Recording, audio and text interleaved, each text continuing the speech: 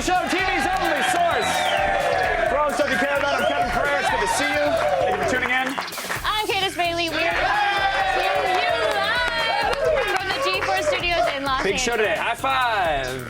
Yeah. On the show today, folks, Seth Rogen is here live. I always suckered him into that.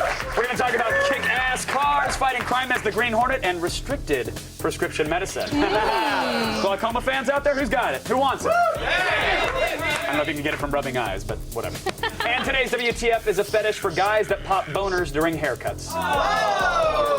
Way to follow that one up. Don't worry, Candace and I will demonstrate live. We'll demonstrate the haircut, not the barber's pole. The haircut, y'all, okay.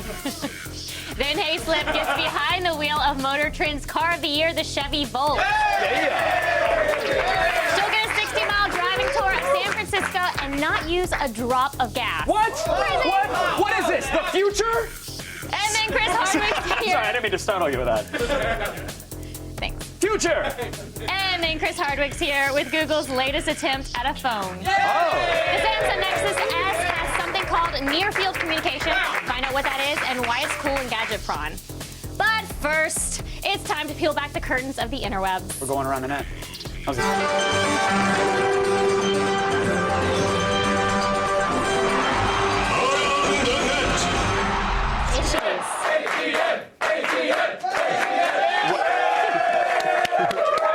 I got itchies. I had to turn the sexy up to 11 in here, Candace. Yeah. My skin's acting up. Who Eczema. wants to get their nails in this? All right. Oh, shut up. You'd line up. And I would cut you. Today's number 5 takes us into the complex interpersonal relationships of what appears to be the lamest band in Eastern Europe. The occasional showboating guitar solo is an important part of any band's work. But if you try to solo and you suck, there are going to be some consequences.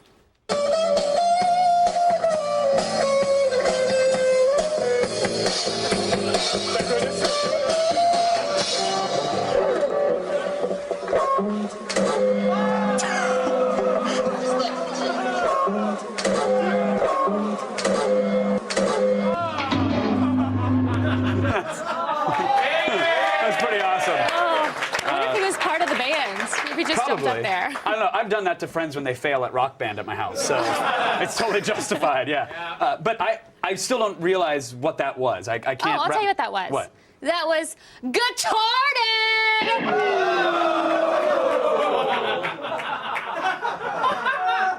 Send the letters to her. And at number 4 today, a young man is deeply sedated for a little oral surgery in the dentist's office. Retarded. But we can guess what he's dreaming about and know it's not that.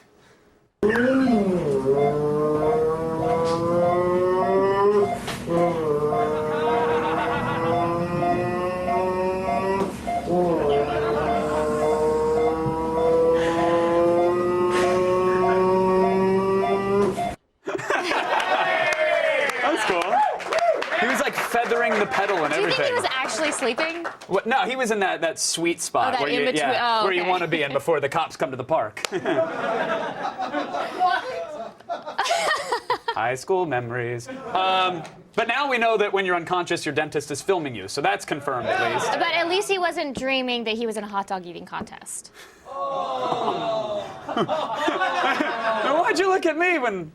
Never mind. And at number 3 today, sometimes a good viral video is like a magic trick. For example, this clip of an Irish step dancing troupe features both traditional lilting tunes and a classic misdirect to draw your eyes away from the vanishing act taking place on the right side of your screen.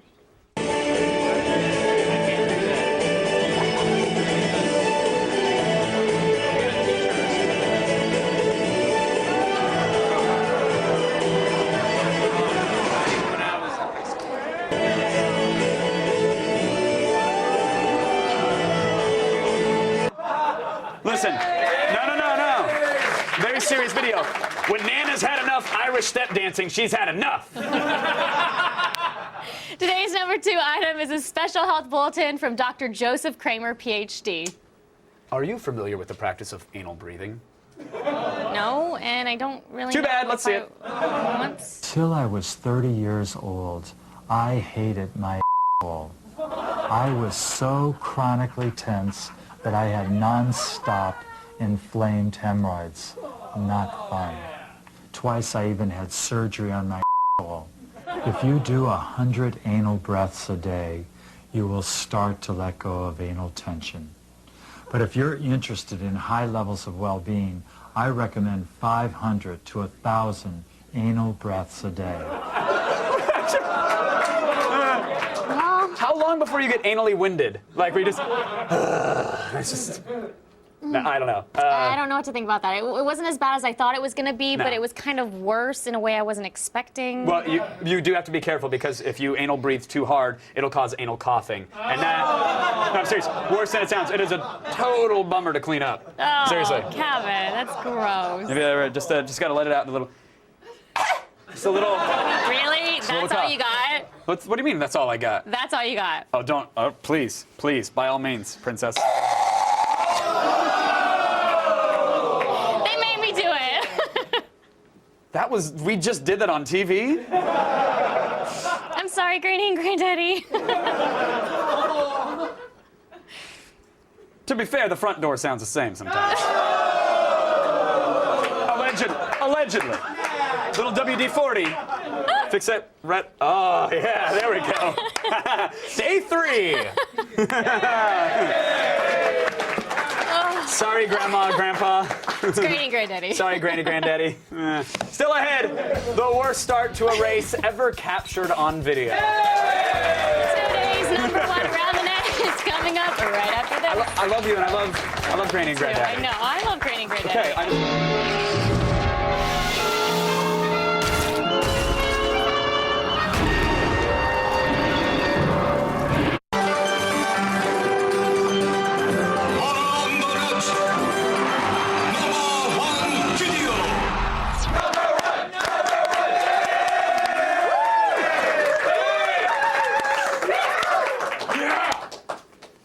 Ready?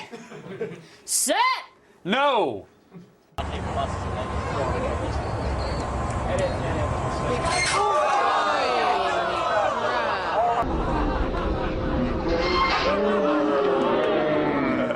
It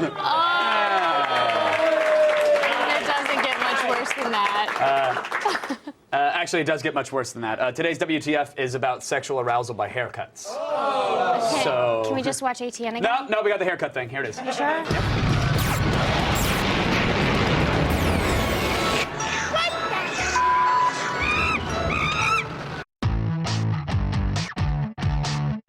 It's a brand new year, which means it's time to clean up, slim down, and get a haircut. But while some people are content with a simple trim, others take extreme pleasure in buzzing it all off. Yep, it's the haircut fetish. Now excuse us while we ask, what the f***?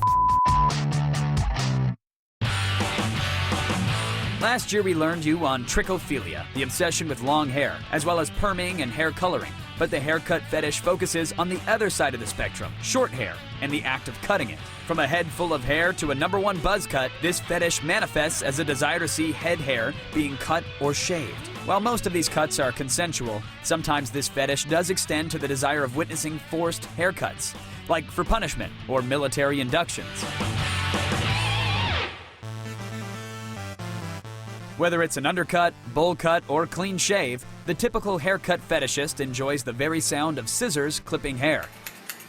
And of course, the swish of a razor blade across a bald head. Many haircut fetishists, both male and female, claim that their fetish began when their own hair was unwillingly cut short during childhood or puberty. But psychologists say that many of these enthusiasts simply enjoy the manly or boyish look of a short haircut. There were even a few short-lived American haircut fetish magazines, including The Razor's Edge, The Yankee Clipper, and The Bald Truth, which were all published in the latter part of the 20th century. By 2001, dozens of haircut fetish websites were already prevalent, like Extreme Haircut, Bald Girls, and CutsCuts.com, which now offers clipping and shaving videos for an average $10 per download. Today, there are more than 200 related videos on YouTube alone, coming from dozens of dedicated channels, like the channel Bald Chicks, which also offers previews of the half shave and, of course, the famous chicken crest. But the pinnacle of this fetish's limelight was in 2003, when California officials arrested a man they identified as the notorious Haircut Bandit, who allegedly chopped hanks of hair from the heads of 9 victims without their consent. After raiding his home, police found 15 neatly severed ponytails lined up across his wooden floors.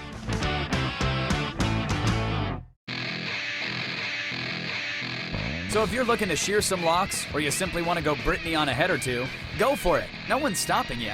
Just make sure you have consent and don't mind us when we ask, what the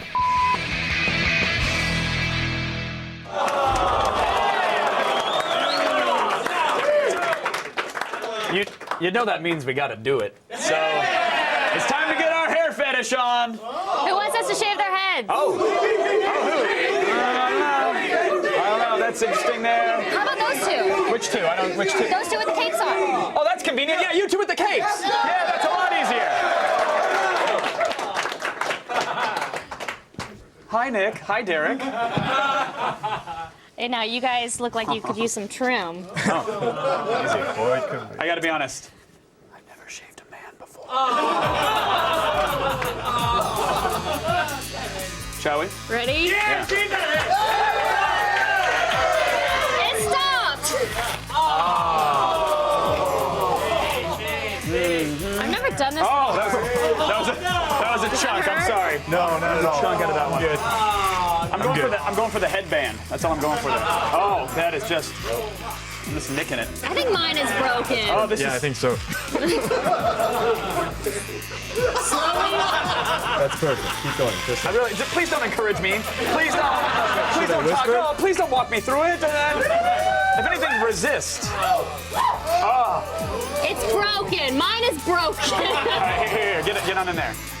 You guys don't mind if we mix hairs, right? I mean, you guys are totally. Go right ahead. You guys are totally. You've been tested, right? Well, this is compelling. Sure. Maybe I'm just not good at it. It stopped. We're having so much fun. I had to say that to get to the real words. Why don't you guys tell the viewers what's coming up next? Still ahead, we'll hear from a hacker that cracked the PS3 in the loop. And find out what it's like to have Sony release the hounds on you. And later, Seth Rogen will be here live to talk about kicking ass in the Green Hornet and possibly learn us about some medicinal Mary Jane.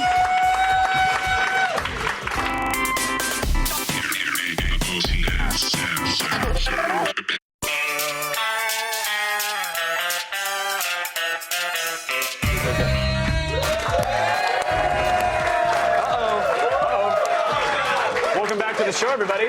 Oh, hey! Here's a picture of the new Spider-Man that was Look at just that. released. Right. Andrew Garfield stars as Peter Parker in 3D next year, and that's what it looks like. So there you go. We just saved you a click on a webpage. So enough of that. Now that gas prices are supposedly jumping to $5 a gallon by 2012, I think it's time that everybody go out and actually buy a rickshaw. Or you could do what Allison Hayslip did and be one of the first people on Earth to test drive the Chevy Volt. Rickshaw.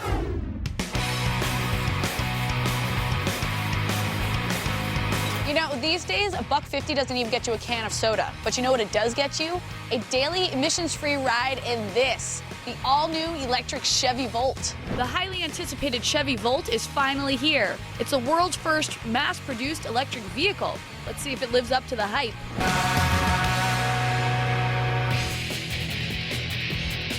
So one of the most pivotal selling points for this car, I'm going to say, is probably the fact that you can drive it for $1.50 a day. So what does that mean? The car charges in a regular household outlet. The cord just plugs in, charges up like any other appliance, and the national average to recharge the car fully is about $1.50 a day. All car nuts love to know what is under the hood. The Volt drives with an electric motor. It is an electric vehicle all the time. The equivalent horsepower of the electric motor is about 150, 160 horsepower.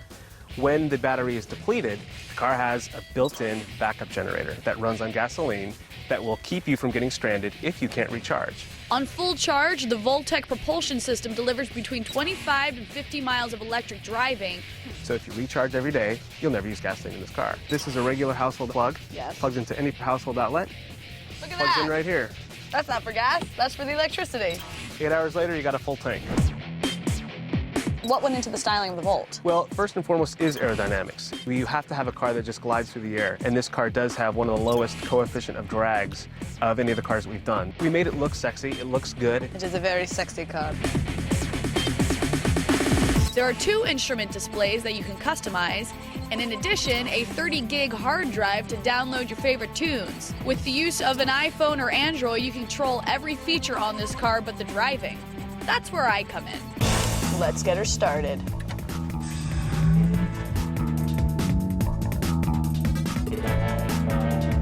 This green ball in the center, it tells you when the car is operating at peak efficiency. It's kind of like a video game between where you're accelerating the correct time and braking at the correct time to keep it right in the center. So your car's kind of interactive. It's fun.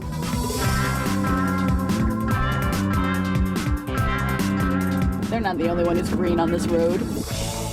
So it's got this really sweet touchscreen control panel up here where you can do your climate control. You can even do your radio up here. You can listen to sweet jams like watercolors.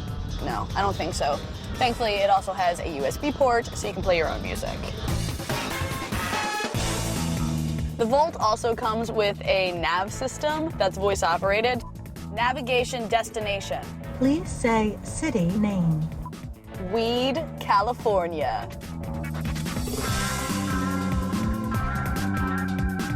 Gas, who needs it? Here is a green vehicle that is shockingly fun to drive and is loaded with all the coolest features. The Chevy Volt definitely lives up to its name. It's electric.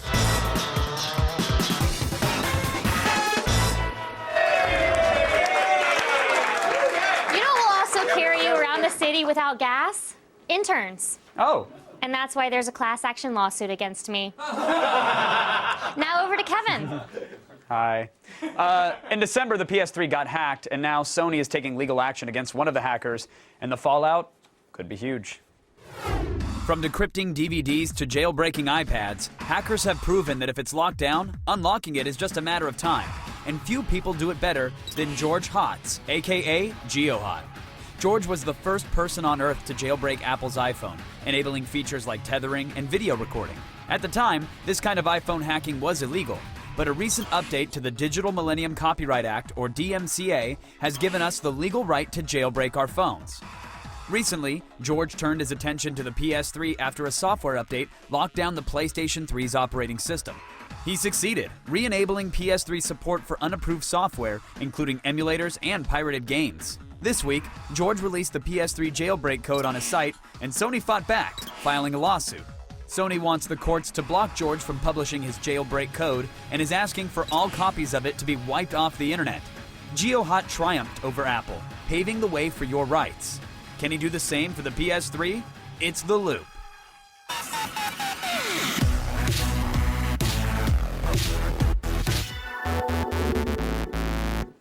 All right, joining me from New York to help us make sense of it all, George Hotz, a.k.a. Geohot, everyone. Welcome to the show, George. Good to be here. It's good to have you here. So it's you, George Hotz, against Sony, this giant multinational corporation. On a scale of 1 to 10, 10 being like making a diamond out of coal, how puckered are you right now? How concerned are you when you wake up in the morning? The adrenaline is definitely flowing. It's exciting, it's scary at the same time, but, I'm taking it day by day. Is this your first lawsuit rodeo? Is this the first time you've hopped on the saddle? Is. Well, congratulations, good sir. Yeah. We'll see what comes of it. What exactly did you do? I mean, we explained that you posted this sort of hack, this firmware update to the PS3. What exactly did you allow users to do to their PS3s? Right now, still legally, you can go to my website, geohot.com, and download my jailbreak for your PS3. And what it lets you do is install homebrew applications. And these are applications that have been developed by anyone. You can go develop your own applications too, or go download some and put them on your jailbroken PS3. So people can run unsigned code for the first time on their systems. Well, not for the first time, but at least using your hack they can. But the issue then becomes using that hack to potentially, they could also play a pirated game, right? And that's where Sony takes issue. Actually, no. The way piracy was previously done doesn't work in my jailbreak. And I made a specific effort while I was working on this to try to enable homebrew without enabling things I do not support, like piracy. So then what do you think the issue is? What exactly are you being sued for here? Making Sony mad. Ah, well, that'll do it. You were the first person to unlock the iPhone, and then, of course, you went on to jailbreak the iPad. Why did you turn your attention on the PS3? Were you hacking it simultaneously, in parallel? So initially what I did last year, I was playing around in other OS, and I couldn't get access to the full access to the video card. So, I wanted to get access there, and once I did, I let it go. I didn't play around with Game OS at all. Then, come April, Sony releases an update that removes other OS entirely. And so you wanted that access, so you went poking around, and then you decided to release it to the world. Exactly. Well, a federal court has ruled that hacking or jailbreaking an iPhone is actually legal in the U.S. So how is hacking the iPhone different from unlocking a PS3, or is that the question you're asking? That is the question I'm asking. Currently, the difference is the DMCA says specifically mobile phones. But, I think the same precedent should apply, like whatever precedent. If they decide phone, it's a closed system where the manufacturer controls all the software that runs on it, and, if you can jailbreak one closed system, why can't you jailbreak another? All right, excellent question. I'm sure your lawyers will ask the same. Have you sought legal counsel? Have people emailed you offering legal advice or services? I have. A lot of random people have been emailing me with legal advice, but I've been speaking with two lawyers, Yasha and Stuart, who've been, helping me fight Sony initially in California. And, yeah. And so if you win, then, like you said, the DMCA right now applies to closed systems, i.e. phones in this case. So if you win, does that mean it could set precedent and apply that same right to hack or right to jailbreak or right to update firmware across all devices? Do you see that being a fallout from this case? Definitely. I think this case is about a lot more than what I did and me. It's about whether you really own that device that you purchased. And hypothetically, let's say you win this David versus Goliath battle. Who or what is next on your hit list? I like to think that you have a list pasted to a wall, and you're just crossing it down of corporations to anger and lawyers to hire. What's next? When does the PSP2 come out? No, I'm kidding. Now you're just poking sticks, but we appreciate your time. And, well, please, if you have something that's coming up next, what is it? Working on a couple contract projects now, When they put something out, I'll take a look at it. That doesn't sound nearly as scandalous, but I wish you the best of luck. George Hotch, thank you so much for joining us and keeping us in the loop. Geohots, everyone. Thank you. And now let's go over to Candace. Guess what? It's Viewer Requested Phones Week.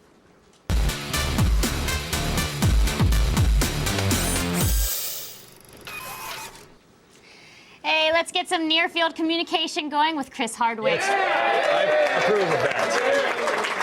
Finally, a phone we can wave at things.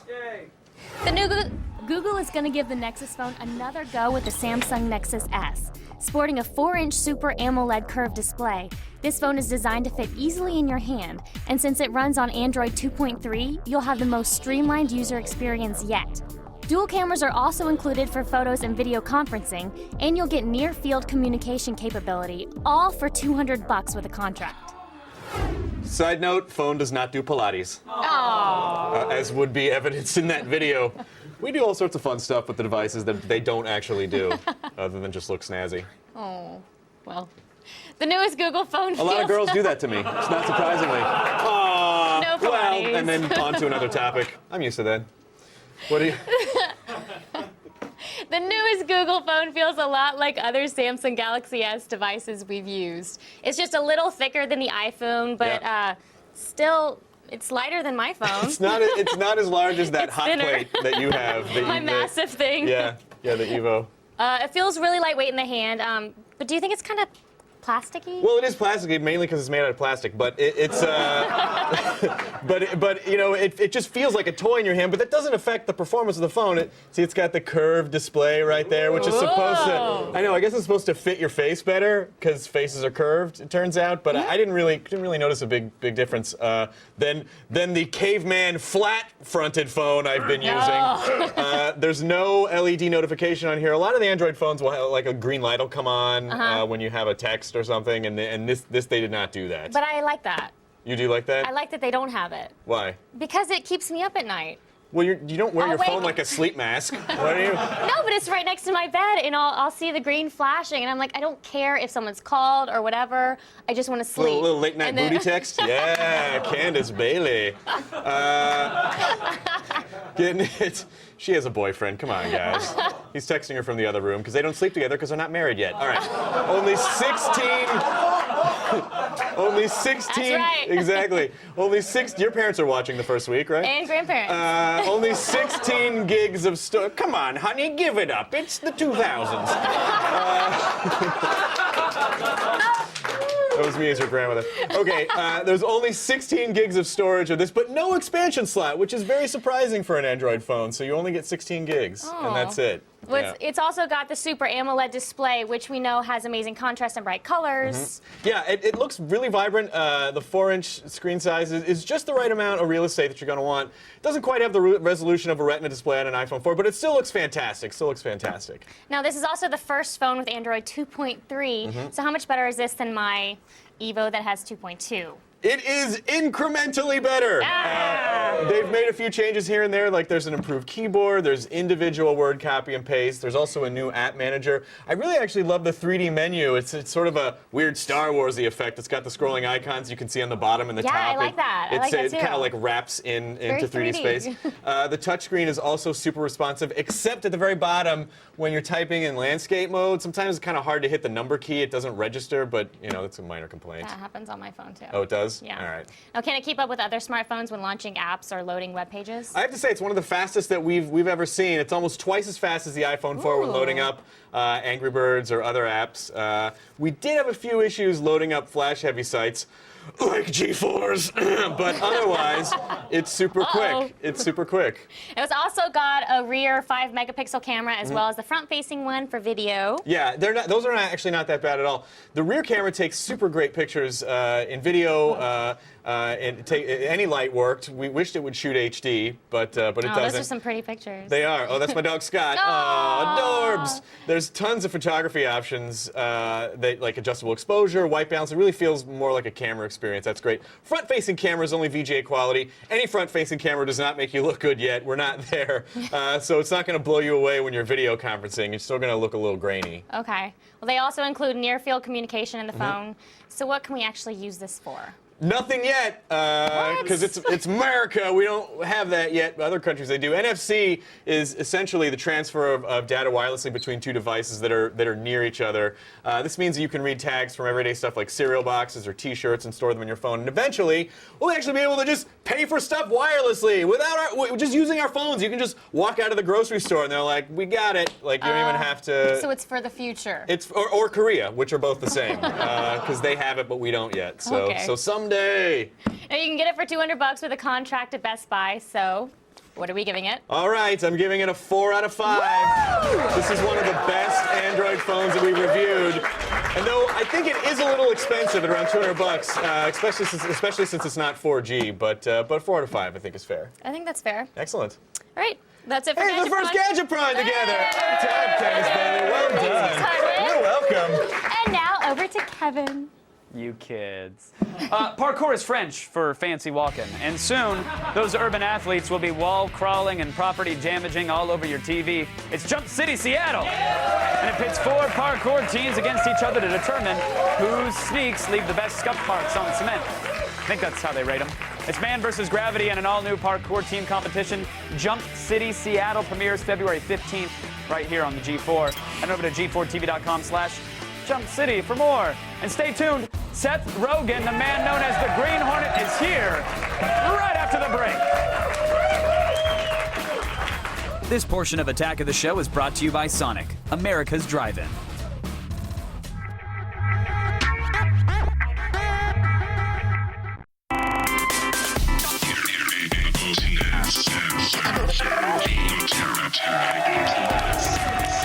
Listen, we don't have a lot of crimes committed here in our studio aside for the ones against decency and comedy.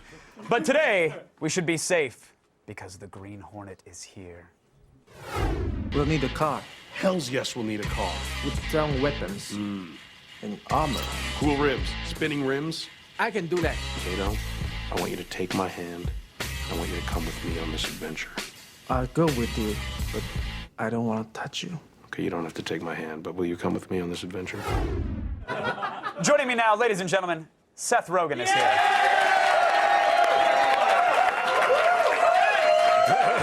Will you take my hand and come with me through this interview? I will take your hand. Oh, wow, thank you. I did it. I actually did it. There was a moment there. We're now Facebook official. I'll touch. I'm a toucher. Well, good. I've heard that. I've read that Exactly. about you. They said to keep a distance. I'll go right for it. They have a bucket of Purell. I'm the opposite of Howie Mandel. I can't help but touch people. You get your fingers in everything. Exactly. I'm just probing, including the briefcase girls. Exactly. Yeah, that's why you'll never be on Deal or No Deal. I've never been asked back. Yeah. It's interesting to me, the Green Hornet property, when you decide to take on a film like this, you're basically getting in the widest stance as possible and asking the internet to kick you in the balls. Kick you in the balls, There's yeah. no, like, you had to have known that going into it, right? Yeah, we did. Luckily, if there's anyone that's not, that probably doesn't have that intimidating a kick, it's the internet. Let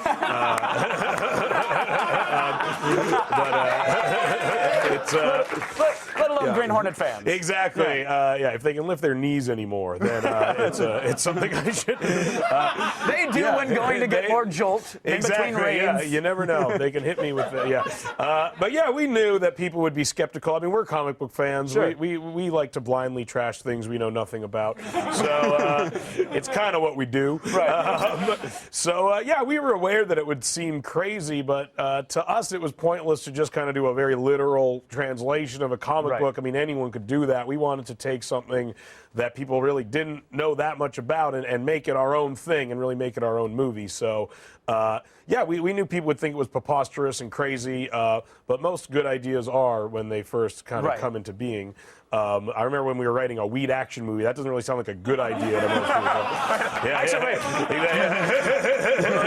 No one's like, that sounds awesome. Yeah. Finally, someone is combining those things. My two favorite things, yeah. Yeah, exactly. So we're used to our ideas sounding terrible when we first present them to people and kind of having to prove that they're actually good. So we're pretty comfortable with all that. And I saw it with an informal focus group. I didn't know what was happening, but like you got me, who I confused the Green Hornet with the Lantern with the Green Acres and the Green Mile. Yeah. Like I'm not that good as with. As long as it's not the Green Zone, then I think we're good. No, didn't confuse with that. Had another friend who had no idea the Green Hornet existed. Probably another friend who knew everything about it, even the iterations of Kato and his backstory and everything. All three of us left there, smiles on the faces, thumbs up. That's awesome. I don't know who you were gunning for, but.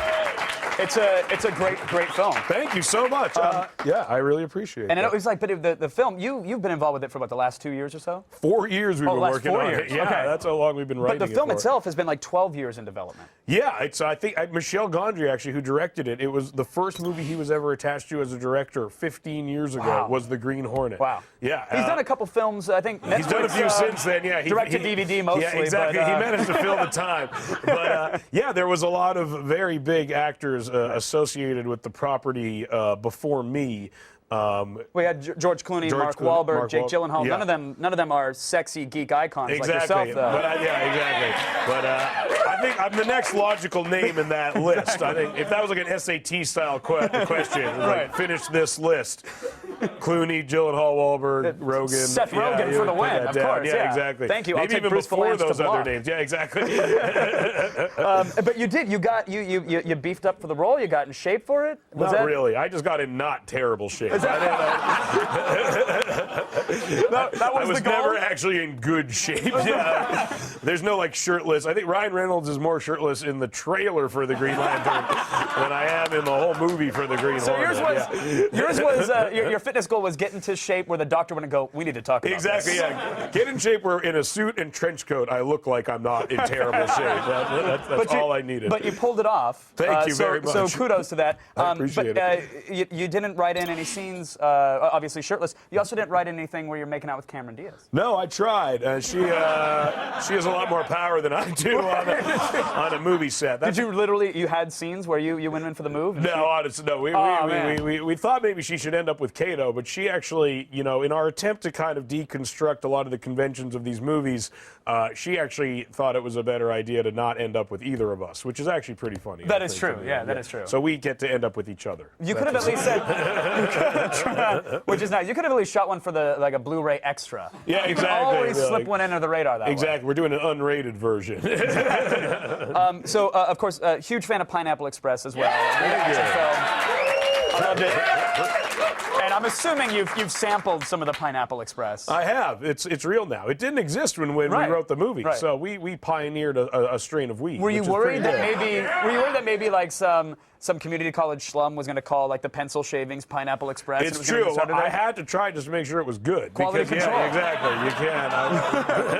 You can. Do you think we'll see a Green Hornet? I think there should be a Green Hornet weed. It sounds like, if anything was designed to be a name of a weed, Green Hornet. It should be the Green Hornet. Yeah. Sativa or indica, what would it be? I don't know. Maybe a hybrid because it's that, best of both. That's good for a wide target audience. A movie of this size like deserves this a hybrid weed. Exactly. A lower budget movie you could qualify. Studio execs just high five while pouring champagne on their chest. Hybrid. We got everybody. You did have everybody in the film. You even had Edward James Olmos. We did have Edward James Olmos. Yeah.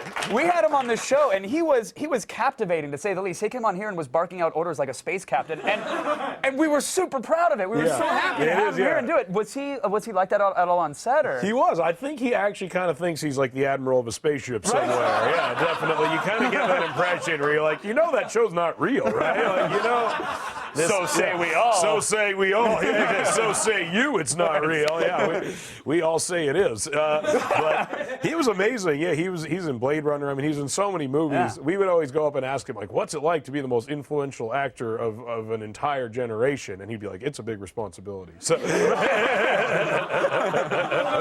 just so you know. Exactly. And now that the film is done, you've been doing the promo circuit like mad. So thank you for limping over the finish line with us. We appreciate it. Exactly. But now we're better to limp over the finish line. Exactly. But then what is it? Is it back to weed action films? Is it more promotion for you? Is it going to catch up on some gaming? I got to play video games for around 4 months straight. There we go. I think. That'll be fun. Yeah. Do you have it lined up? I don't. I've been playing God of War 3, which is fun. That's good to catch up on. I have a 3D TV, so any 3D video games that come out, you're a fan of 3D? I am a fan of 3D, honestly, as most potheads are, I think. I think even behind the layers of bong resin, some of us, we know that. I mean, do you wear the glasses? I sit at home wearing the 3D glasses. I already. You feel a little. Every once in a while, you catch a glimpse of yourself in a mirror. You're like, really? We're doing this? We're going 3D glasses at home. You know, in 3 years' time, it's going to be a laugh. I went for it. In 3D, I'm going to get them implanted in my brain whenever possible. So of course. Yeah. You talked extensively about your love of medicinal marijuana on the Howard Stern show, so I didn't know where to go from there. I thought clearly we got to talk group sex or ecstasy. Exactly. So when they yell cut, what's your poison?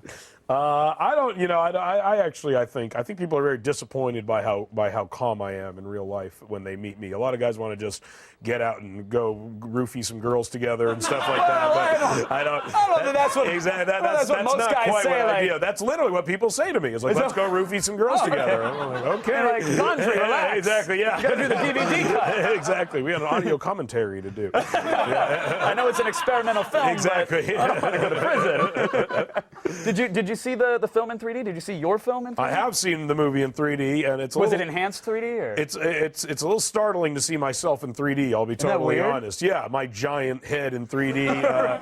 But you get to see Cameron Diaz in 3D, which is pretty badass. Yeah, worth the price of admission. You had me at hello. Again, exactly. I got to tell you, from one of those jaded internet nad-kicking nerds, you sold me and a half. It's a great film. It's a lot of fun. Much. Thank you. I can't recommend it enough to everybody to go see it. Thank you very much. Congratulations. Appreciate it. Thank you so much for being here, man. Seth Rogen!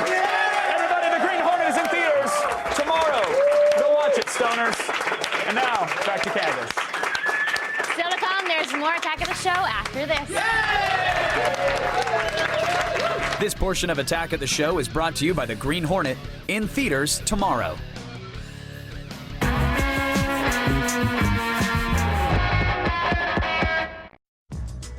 Coming up tomorrow on Attack of the Show.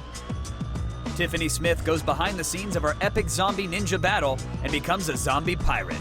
Yarr. Then it's the return of Wiffle Bat Fight Club. 4 men will enter, but only one will be crowned the WBFC champion. And Allison Hayslip gets up close and personal with Seth Rogen and the Green Hornet's Black Beauty. See it tomorrow. Do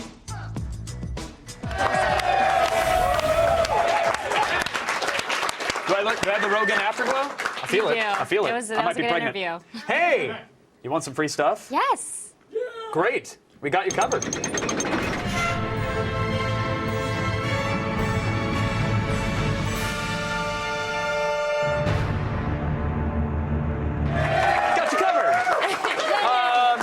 Yesterday, we actually gave away 3 Extreme Mac Tango TRX iPod and iPhone docks. Can you believe that? We did that on this show.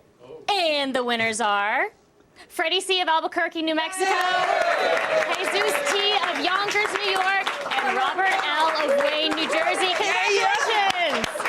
Kudos, good folks. One lucky TV junkie will receive this. What is it? What is it?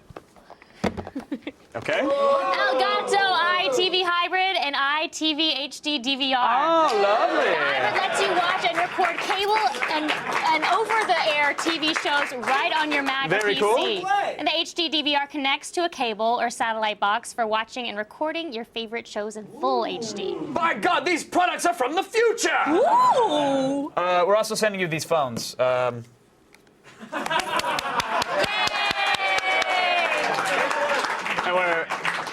we're not kidding. We're sending you these stupid phones from our old set. I think they're cool. I hate them. Enter at g4tv.com/epic giveaway and click the epic giveaway link. Well, that makes sense. Get your entry in between. Where do I click for the epic? Oh, there, I get it now. Get your entry in between now and January 14th by 3 p.m. Eastern to be eligible. We'll announce the winner right here on tomorrow's show. It's that easy.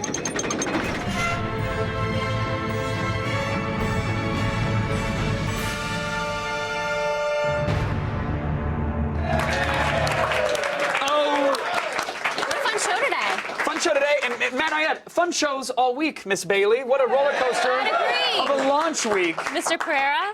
If I had to have a highlight, it would be you, first and foremost. Oh, shucks.